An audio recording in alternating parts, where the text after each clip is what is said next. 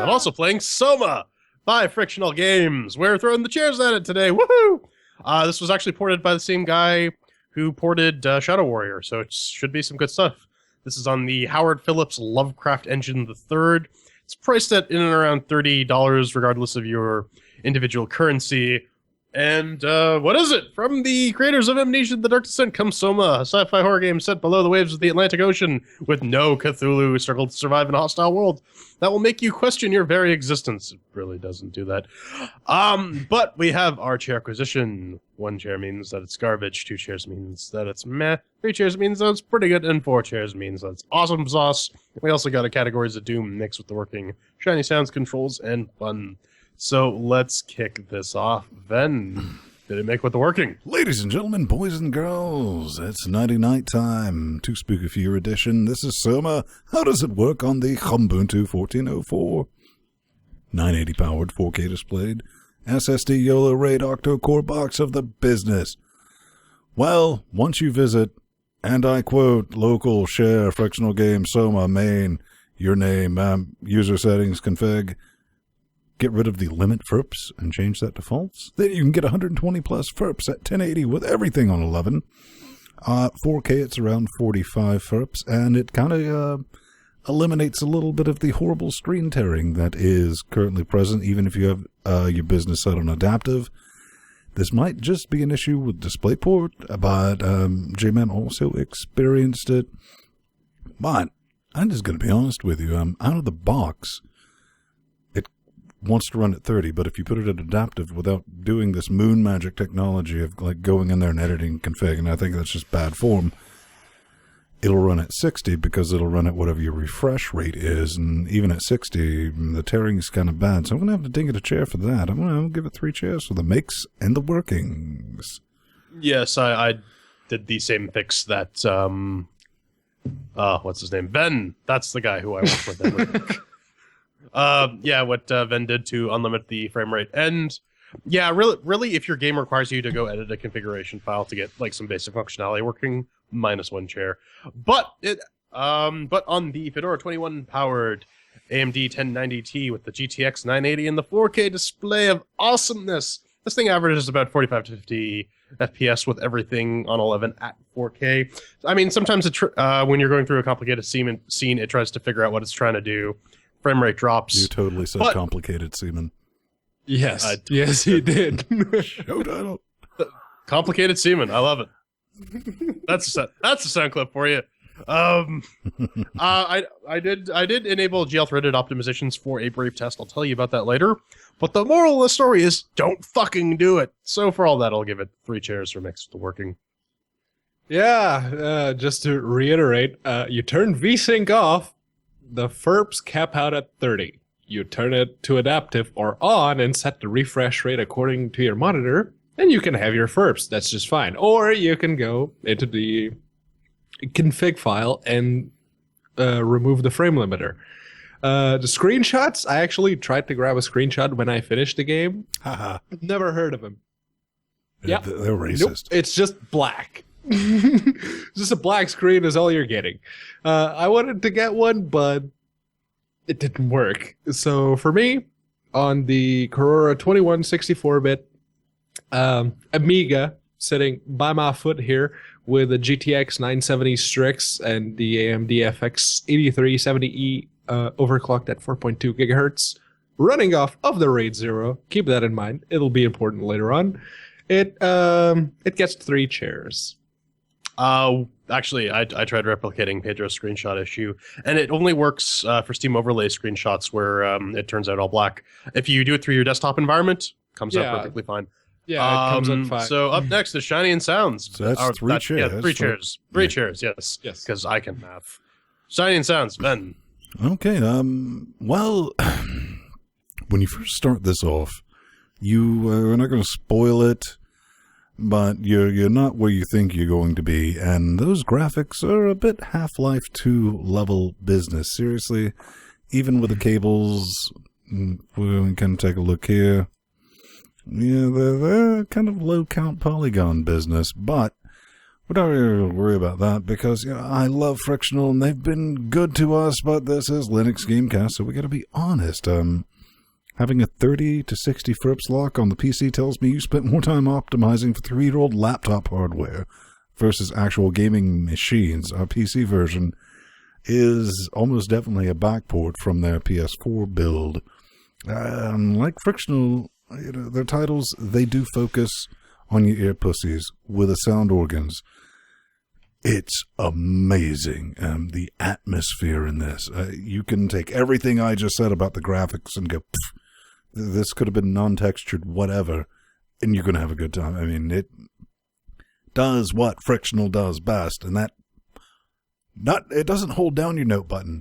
It pushes it down, puts tape over it, puts super glue on top of that tape, and you're just sitting there the entire time. If you've ever played a Frictional game, you know something's out there to skullfuck you, and that's exactly how you feel almost 99% of the damn time. And that more than makes up for the less than stellar visuals. So for the shiny end sounds, I'm going to have to give this 3. It's kind of brilliant. Oh yeah, no, the sound design of this game is the high point. Frictional excels at just telling your brain, nope, fucking get away from there. It's terrifying. It's awful. The voice acting is a bit of all right. Some of the line reads can get a bit cringy at the time, but for the most part, the acting is competent, to say the least. The second or third time I launched the game, I was getting some serious pulse audio underruns, so I set the pulse latency MSEC to 60 to inject 60 milliseconds of delay in between pulse audio sync, and it sorted that out. While I did that, I also, as I mentioned in the Makes with Working segment, I turned on GL-threaded optimizations, and holy mother, a screen-tearing Batman. Yep. That game is not meant for a multi-core GPU. Whoa, no. Everything is all over the place, and it is bad. Frame rates drop significantly. Take that out, everything returns back to normal, and your experience is nice and stable. But that is not to be mistaken with the glitchy effect that constantly occurs with any game where you're a robot, because, yeah, that random pixelation, that means computer glitch. And like Ben said, the graphics are pretty dated, but they do get the job done. It's not going to win them any style points, but it's not going to lose them anything either. So, 3 cheers. Yeah, during the very last scene, I'm not sure if the graphical flickering was on purpose or just a fuck up with the Linux version. Either way, come on, think about how the game starts loading. You're like, oh, shit. Yeah. Either way, it seems to have issues when I force it into virtual 5.1 surround because of this headset. Because this uses Fmod for the audio, and Fmod is it simply refuses to use pulse audio, so it has to use ALSA, which means you're stuck with the ALSA plugin for pulse audio, which is what's causing the underruns. Now, for me, I didn't actually do the pulse latency MSEC 60. I just opened up PAVU control, disabled the headset, turned it back on with the game still running, and it was working just fine after that. The textures for the graphics are definitely low res. The poly count on some of the models is so low, you probably have enough digits to count them with. And the faux tearing / glitching is enough to trigger my OCD. It's not pretty. That said, like Ben and Jordan already mentioned, the ambient noises and background music were balls to the walls amazing.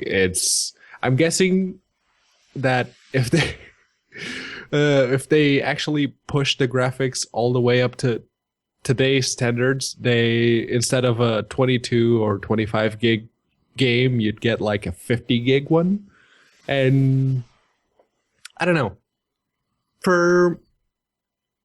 it's a Frictional game. Their level design is amazingly well done, just like Amnesia before it and Penumbra before that.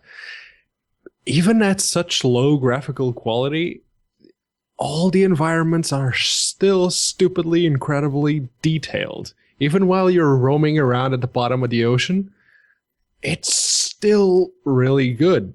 So, with those issues in mind, it gets 3 chairs. Cool. So that's 3 chairs for Shiny and Sounds. Up next is Control. This is going to be a long, detailed segment, isn't it, Ben? Let's see if we can get this done in under a minute. this does apparently work with the X-Clone controller because, I mean, it detects everything, and if I hit the buttons, it does the thing. If you play a game like this with your controller, maybe this might be a good sit-back experience for your Steam box, and unfortunately, I'm not doing that. I got 28 inches of 4K awesome in front of my face organ. Standard dribble, keyboard, mouse fair, everything works. Can't get the flashlight to work, but that's kind of a common problem, but not going to fault them for that because it's Amnesia. It's SOMA, we're just going to call it SOMA, from Frictional Games. It's not Doom 3. I would never really want a flashlight. So, 4 chairs. Yeah, the flashlight thing worked fine for me. I don't know what Ben's talking about. He's a crazy person. But yeah, if you played one Amnesia game, you know how to play this. They all control the same. I like the gestury control thing because it really emphasizes just sort of how you have to interact with the world. It's good stuff. 4 chairs. There we go. Yep, it's your standard first-person type game controller layout. And me, like Jordan, I didn't have any issues with the flashlight. In fact, if you see my mouse, this button right here, it's set to the F key on my keyboard. So just hitting that button, it turns on the flashlight. Hitting it again, turns it off. It works. 4 chairs. You heard it right here, folks. Pedro's hand, scarier than Soma. 4 chairs for control. Up next is our final category, fun. Ben, did you enjoy yourself? Did you have a spooky time? All right. Like you said, full disclosure, they gave us copies of this. Unlike last time, we didn't get them until after release. I was kind of thinking, I was like, are you kidding?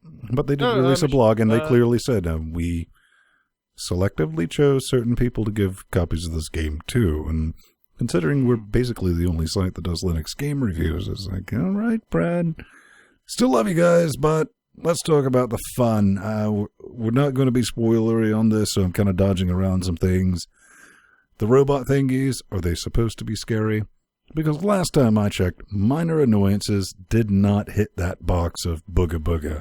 These are things that are brain dead stupid, which is kind of ironic because this is all about the AI and all that. And, you know, I'm supposed to be playing the game, and I'm fucking with these guys. I was like, I'm over here now. Come on, give me. And it's like, I'm jumping over you. Can you figure out where I'm at now? Here it comes. So here I go up the stairs. But I guess it's come down. I mean, you know, I was kind of shitting on the visuals and all that, but the audio makes up for the visuals. And the visuals are completely detailed for the engine and a game that they started work on 5 years ago. I kind of fell in love with this game where one of the mechanical robot thingies, we'll just call him Bob, was trapped. He was like, oh, help me, and I don't know. What do you mean? I'm just perfectly fine. I can look at my hands and all that. And I walked around and was like, what happens when I pull down this lever? And he was like, oh, God, it hurts. The pain, the pain. And I pulled it back up. Put it back down. And I was like, we're just going to leave it like that. Like this. Want to give it an extra chair for that. And if you're wondering, yes, I am a horrible human being. Because those screams were satisfying, you know? I mean, it kind of made that. I think I got about 2 hours into it. Unlike P-Man, I have not finished it. I plan on finishing it, but I am so not joking when I say this is, what is it, audio experience? Yeah, if you play this, because I was doing some game capture for the review, if you don't have your headphones on, you're running around doing that, it's like, meh. As soon as you put your headphones onto your earplugs, you're like, ooh, then you're in the environment. Even though the graphics are slightly dated, it's not completely busted, not completely hooked, and they do what they do, and this is the 7th time they've done it. I know a lot of people are like, but the Chinese room did Machine Forbidden. Well, they backed that game and supported it. So yeah, this is like the 7th version of kind of the same game. It's not horrible, but it didn't really add anything. There's a story in it, but anybody that can count past potato, I like that. New word. Potato. Take a shot. You'll know this. Potations in the audience. In the first 30 minutes, you'll go, oh, I got it. I know exactly what's going on here. So I'm going to have to give it 2 chairs. Not out of hate, not saying it's bad. I'm just saying that's what I've experienced in my first 2 arms. Okay, so I was a bit shocked when the game started, and I start hearing and seeing mentions of a bunch of Toronto landmarks. Turns out that the main character is a Toronto native, which is odd because the subway trains that you go on look absolutely nothing like TTC trains whatsoever. Good on them for getting the. What would you know bus about that- Toronto train, son? Whoa! What do I know about Toronto? I live in Vancouver. Yes, but good on them for getting the train stations in order, and nice touch with the little CN Tower in the background when you look out the window in the main world. But here's where the game falls flat. The monster isn't scary. It kind of reminds me of a screenshot or a street shark, not a screenshot. And iParkour, the first time you run into it, you can literally just jump over it. It sort of takes away the threat when you can literally just like plant your foot on its head and leap over you it. want to jump over. It's like, wee! It's like, wee! Yeah. I mean, and a lot of the plot surprises are telegraphed pretty hard. This isn't like a brain-blowing story. I mean, the creepy atmosphere is what it promises, and it sure as hell delivers on it. And really, that's where the game's strength is keeping you on edge up until the point where you get to these monsters and these obstacles. Because Frictional is awesome at teasing it and getting you really, really hyped up, but then really, really bad at actually delivering the content there. And ultimately, this game fails to capture the true horror of living in Canada. 2 chairs. Yeah, so I have a slightly different opinion than these two heathens. I like the horror genre. I like it a lot. My second all-time favorite game is Silent Hill 2. Yeah. So, with SOMA specifically, having the game take place at the bottom of the ocean, right off the coast of Portugal, and in this game, the protagonist was born on July 16th. It's a pretty surefire way to get me immersed in more ways than one, because, underwater. Yeah. I There just was a thought joke you in there somewhere. wanted to live in Toronto, but go ahead. But yeah, much like Ven at the start of the game, I was like, this isn't very scary. And then came the very first scene that made me feel bad about my actions. It was about halfway through. You get a robot where you get the choice whether or not to unplug her or it from the one of the healing things. And I'm like, I don't need to do this, but yeah, why not? I pulled it off and I hear her going, it's like,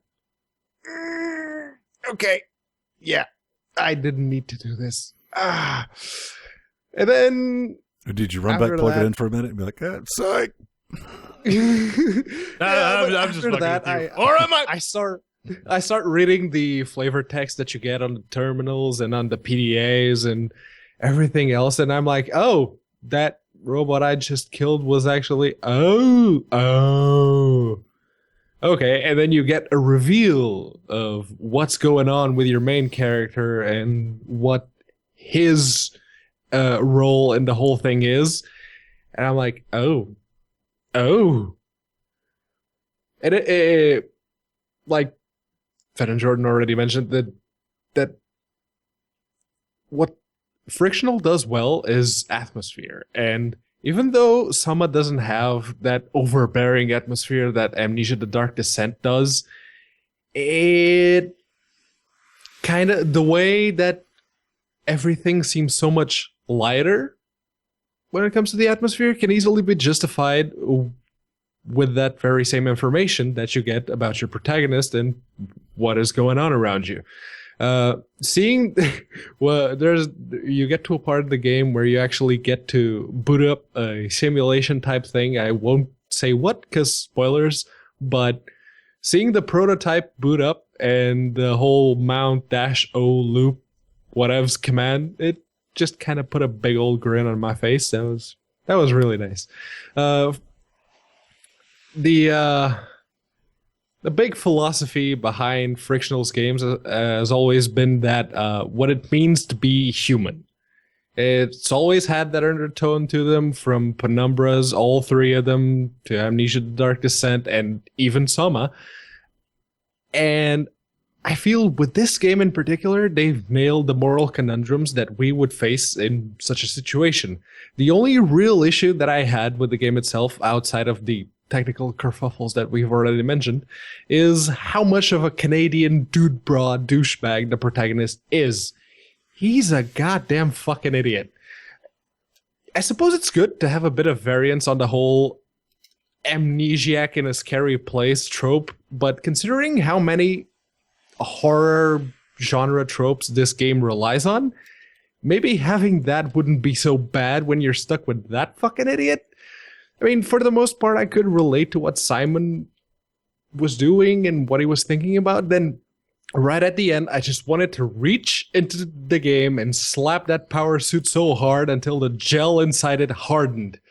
I felt bad for something I had done in the sector, not the very last sector, but the one before that, because he just makes such a stupid fucking remark that why did I do that then? Why would I go to the trouble of actually doing that if you're just going to be an ass right at the end of it? But the fact is that the game managed to make me feel very strongly about what Simon was doing and what Catherine was doing. If a game gets me to care about an idiot and his fucking idiocy, it's certainly praiseworthy. For the fun, for me, it gets 4 chairs. You know, I say that about Pedro all the time. That's 2 chairs for fun. And we're going to wrap this up. It's 3 chairs total for all things together. So, gentlemen, final thoughts. Okay, so 3 chairs. Having a game like this, which has like moral issues, is probably not the best game to give us because we're kind of devoid of morals. Let's just go ahead and get that out of the way. And it's kind of expensive because, hey, bruh, PS4, bruh, we want that on the store for that price, and that's what they sell for, and they'll get that monies. You might want to wait until this goes down to the regular price of $9.99 or $19.99, somewhere in there, then just go ahead and pick it up. When it comes to the too spooky for you factor, and it's an Amnesia game, you know what you're going to get. For me personally, I think Machine for Pigs, up until we all hit that one spot of where the pig got trapped, up until that point, yeah, your just brain going to will stay there. Yeah, all right. Yeah, you were just putting shit together. You're like, oh shit, shit. Oh fuck, I think I know what's about to happen and what's going on and with the kids and all. This, like I said, in like the first 30, 40 minutes, you're like, I know exactly what's going on there. And yeah, that's definitely a thing. Don't hate it, but it can be a bit short. I think completion time for most people is between 5 and 8 ons. If they're playing through it and, not trying to speedrun it, it does definitely have some graphical issues and glitches, but they have been actively working to get those sorted. It's not like they're ignoring Linux, so definitely good on them. Again, P-Man? Yeah, for me, this game took me about 10 hours to finish because I actually went out of my way to try and do every single little bit, learn as much as possible about the world and everything else. Watch Pedro play Trine, he will go in every fucking corner. Yeah, of the game. it tickles the completionist side of me. So yeah, I went around, I explored everything I could, I read all the text entries and the terminals and everything else. It took me about 10 hours. I did the exact same thing with Amnesia: The Dark Descent, and I still finished that game in like 5 hours. So yeah, I think it's justified. If you like the horror genre and you like getting yourself immersed into the game and actually learning everything you can through the eyes of the protagonist, yeah, it's worth the $30 or 28 euros, whatever it is. If you're not, though, this game will not change your mind. Hebrew Hammer, give it to me. Final thoughts? Yeah, no, talking about immersion, it does a pretty good job about that. But I do say that living in Canada is a lot scarier than living under the sea, because instead of robot monsters chasing you, you have Sandy. And I have legitimate reasons to be scared of Sandy. Like, the robots are rock stupid. I know Sandy is more than capable of killing my ass. But yeah, no, it does what these Frictional games do well, and they have a fairly consistent track record for this. Like these guys said, $30 is a bit steep. Certainly wait for it to go on sale. Yeah, it is an experience. It's one of these games that feels like playing through a movie. Not necessarily a very like artsy and unpredictable movie, but still a movie nonetheless. Very cinematic. I enjoyed it for what it was. Yeah, pick it up.